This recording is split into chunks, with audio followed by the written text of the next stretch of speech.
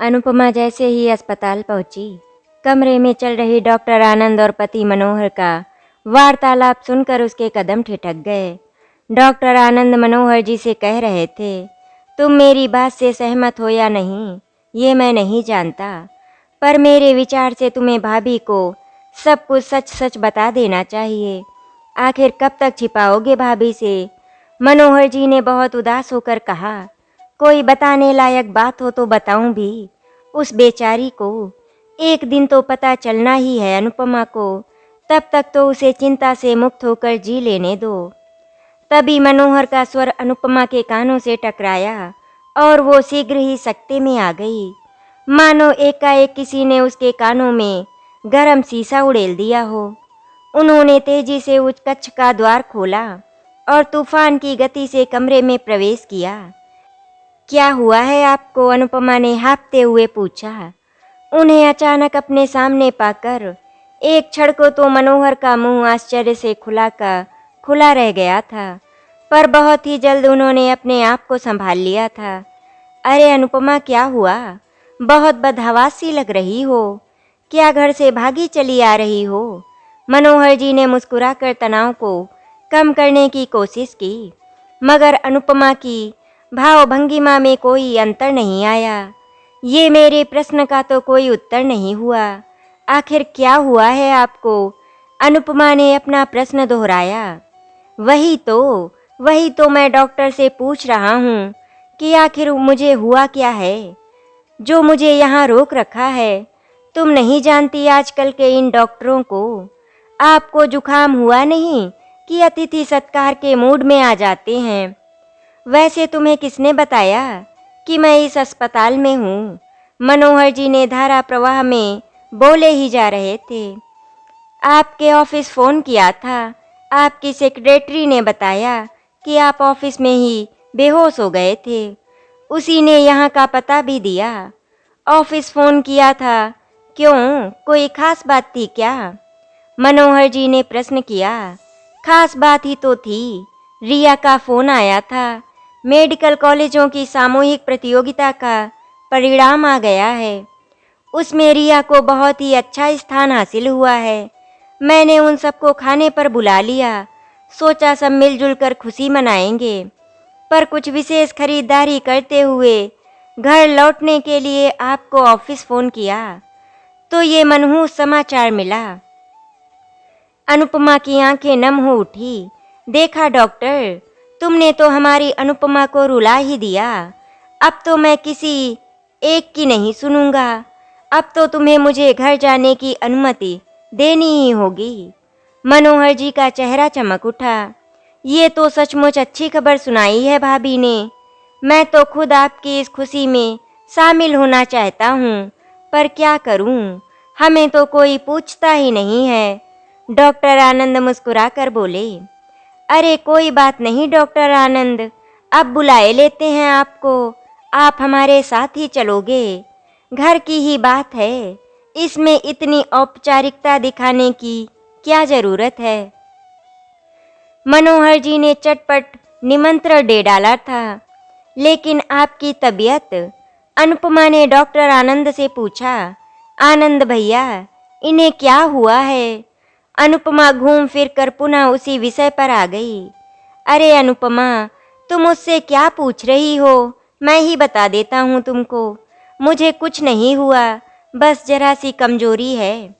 इसीलिए आनंद ने सभी तरह की जांच करवाने के लिए अस्पताल में भर्ती कर लिया है मुझे। क्यों डॉक्टर आनंद? डॉक्टर के मुंह खोलने से पहले ही मनोहर जी ने हल्के अंदाज में कह दिया। लेकिन अनुपमा ने अपना दिमाग चलाया। मैंने कमजोरी में बेहोश होते तो किसी को नहीं देखा। अनुपमा अब भी अस्वस्थ नहीं हो पा रही थी। लो, इनकी सुनो अब।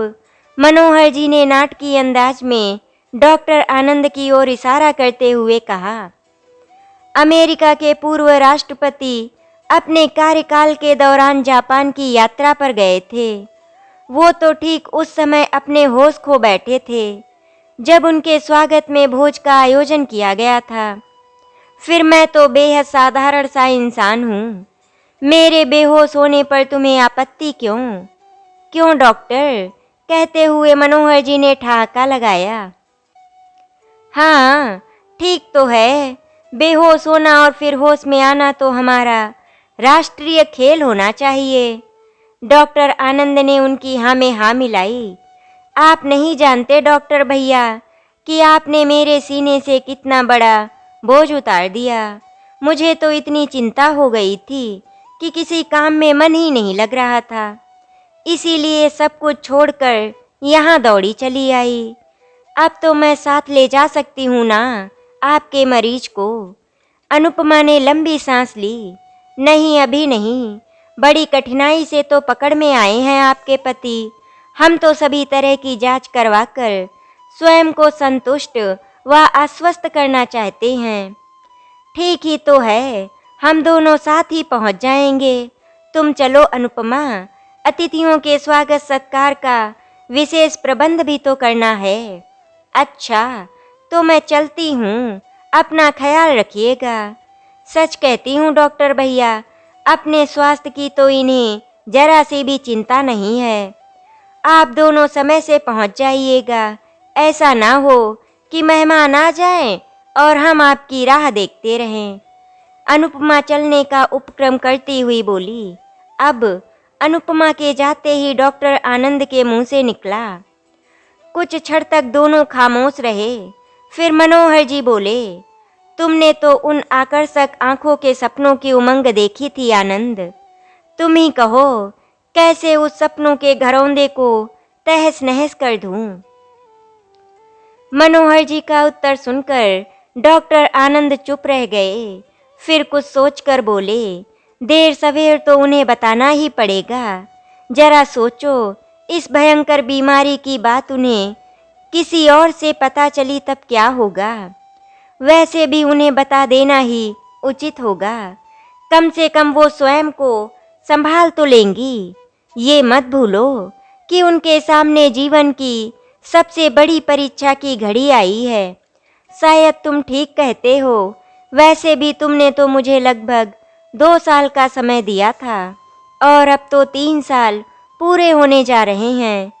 अब तो केवल चंद सांसें ही बाकी हैं। अतः अनुपमा को सब कुछ बताकर मुझे अंतिम विदाई की तैयारी शुरू कर लेनी चाहिए। मनोहर जी का स्वर भर्रा गया था। ना चाहते हुए भी आंखें भर आई थी। डॉक्टर आनंद और मनोहर जी जब घर पहुंचे तो वहां उत्सव जैसा वातावरण था। रिया तो पिता को देखते ही उनके गले लग गई थी। मुझे तुम पर गर्व है मेरी बच्ची।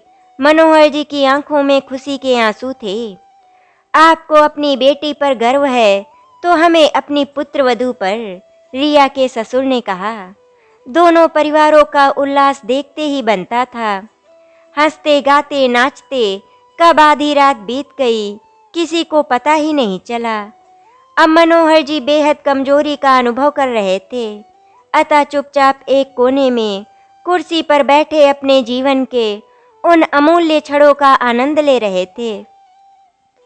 डॉक्टर आनंद काफी देर पहले ही विदा लेकर जा चुके थे। मनोहर जी अपने ही विचारों में खोए थे।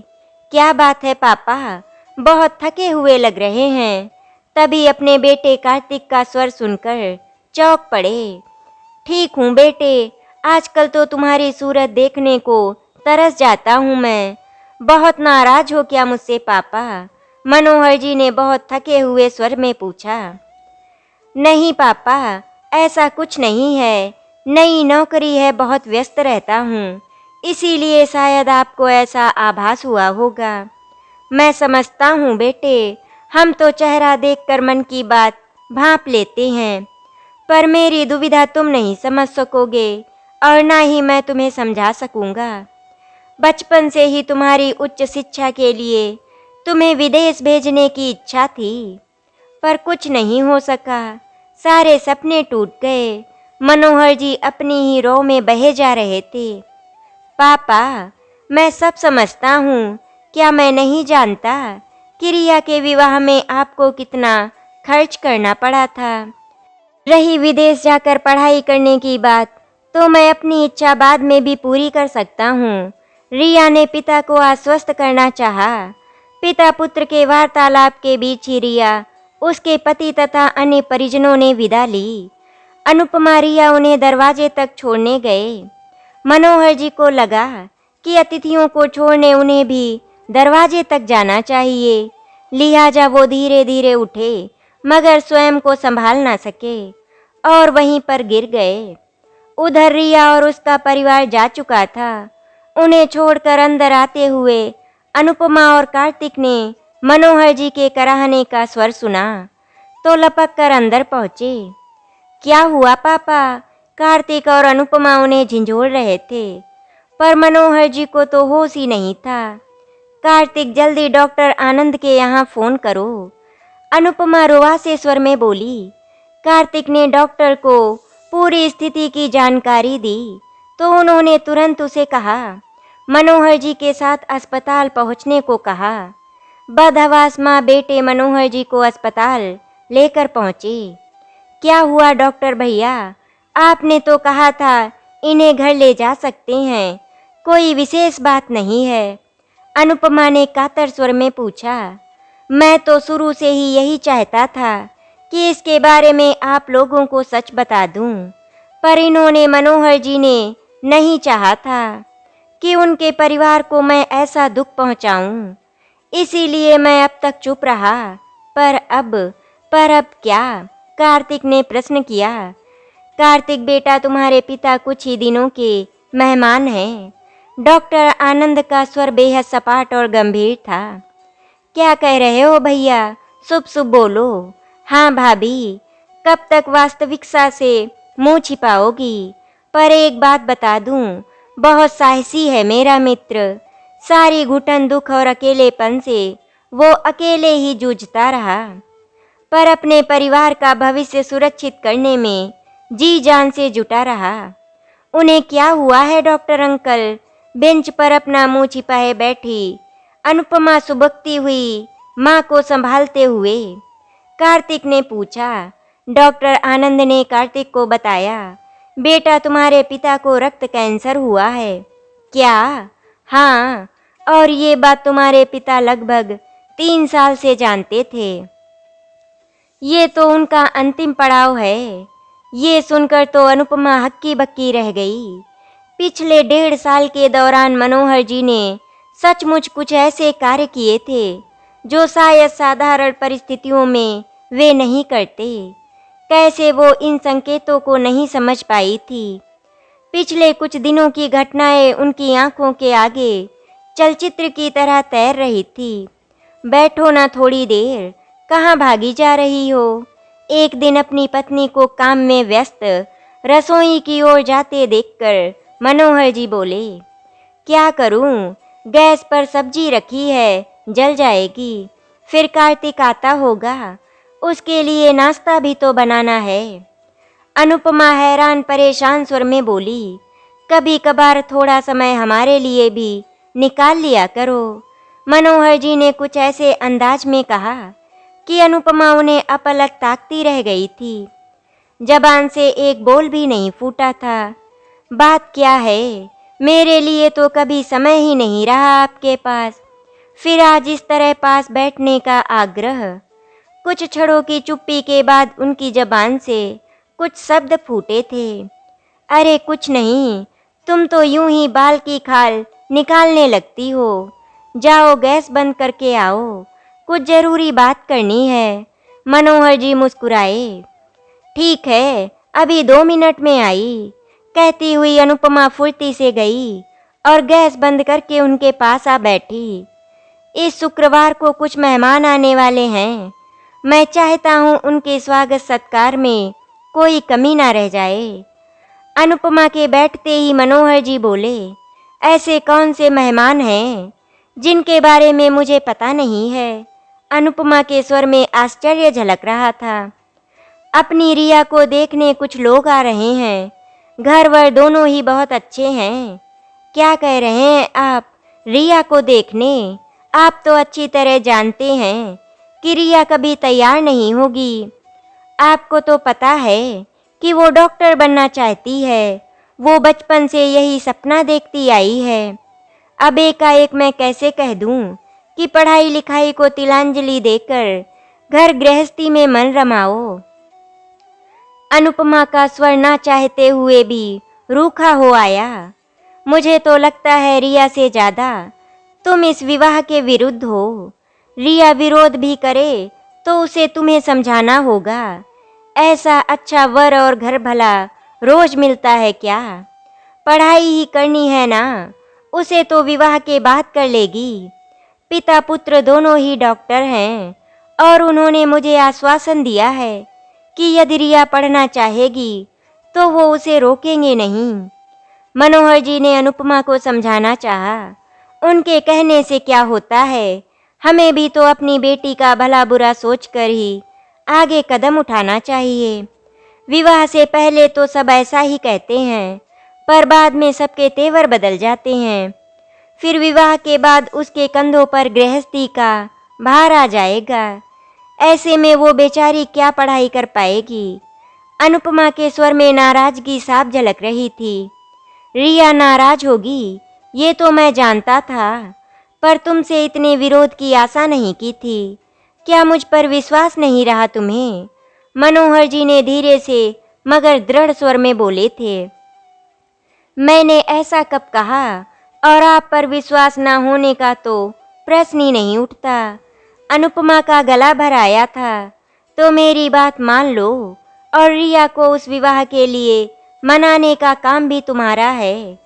कोशिश करूंगी, मैं कोई आश्वासन नहीं दे सकती। मैं अपनी बेटी की आंखों में आंसू नहीं देख सकती।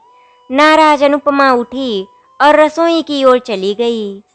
मनोहर जी एक फीकी सी मुस्कान फेंक शून्य में ताकते बैठे रह गए थे। रात को डाइनिंग टेबल पर रिया को ना देखकर मनोहर जी ने पूछा, रिया कहाँ है? बैठी रो रही है बेचारी अपनी नियति पर। वैसे भी उसके बिना ही खाने की आदत डाल लो तो अच्छा रहेगा। अनुपमा बोली, ये क्या तमाशा है?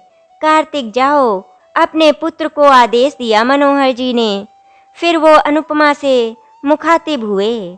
देखो, मैंने तुम्हें पहले ही समझा दिया था कि मैंने रिया के विवाह का निर्णय ले लिया और मैं चाहता हूँ कि तुम इसमें मेरा साथ दो, जिससे कि सब कुछ शांति से निपट जाए। तभी कार्तिक के साथ रिया आ गई तो वो बोले, बैठो और खाना खाओ। देखो बेटी, घर के वातावरण को तनाव मुक्त रखने की जिम्मेदारी हम सबके कंधों पर है और मैं नहीं चाहता कि तुम कुछ भी ऐसा करो जिससे मेरी परेशानी बढ़ जाए। उन्होंने इतनी दृढ़ता से कहा था कि सब चुप रह गए थे। फिर तो उन्होंने किसी के विरोध की चिंता किए बिना रिया का विवाह कर दिया था। उसके बाद उन्होंने जिद ठान ली थी कि गांव की जमीन जायदाद बेचकर शहर में मकान बनवाना है। उनकी एक ही रट थी कि कौन देखभाल करेगा गांव की जायदाद की।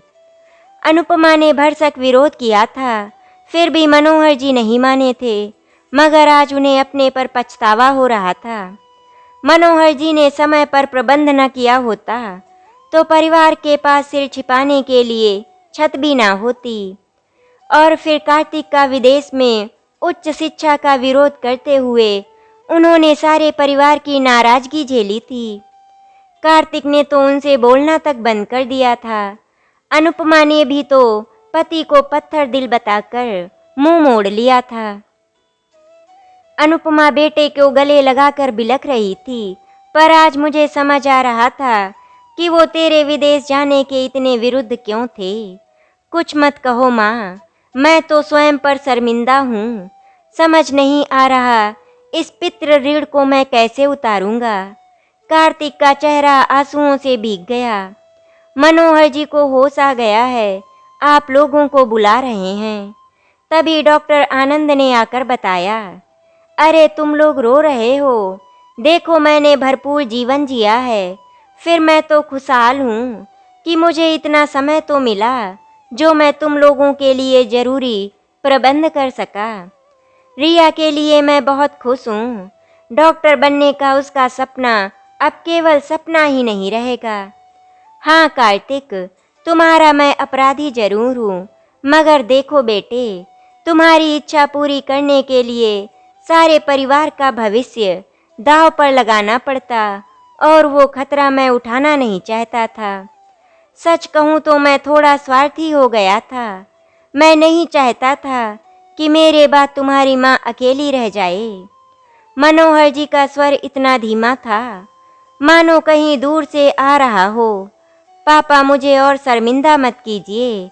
आशीर्वाद दीजिए कि मैं भी आपकी तरह साहसी बन सकूं। कार्तिक उनका हाथ अपने हाथों में थामते हुए बोला, बेटा, तुम्हारी माँ के लिए मैं कुछ विशेष नहीं कर सका। उसका भार मैं तुम्हारे कंधों पर छोड़कर जा रहा हूँ। और अनुपमा, वादा करो तुम रोओगी नहीं। याद रखना, मुझे आंसुओं से नफरत है। कहते हुए मनोहर जी ने शांत होकर हमेशा हमेशा के लिए आंखें मूंद ली। अनुपमा और कार्तिक अपने आंसुओं को रोकने का प्रयत्न कर रहे थे। आशा करती हूँ आपको हमारी कहानी अच्छी लगी होगी। अगर आपको हमारी कहानी अच्छी लगी तो वीडियो को लाइक एंड शेयर करें, चैनल को सब्सक्राइब करें। वीडियो देखने के लिए आपका धन्यवाद।